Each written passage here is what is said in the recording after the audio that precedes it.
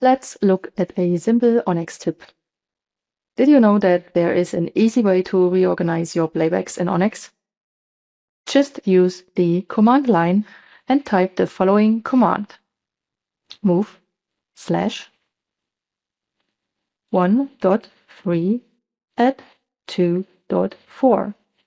The command line will tell you what will happen.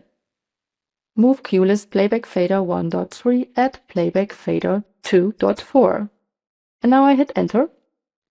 And the playback 3 has moved to another bank at playback 4.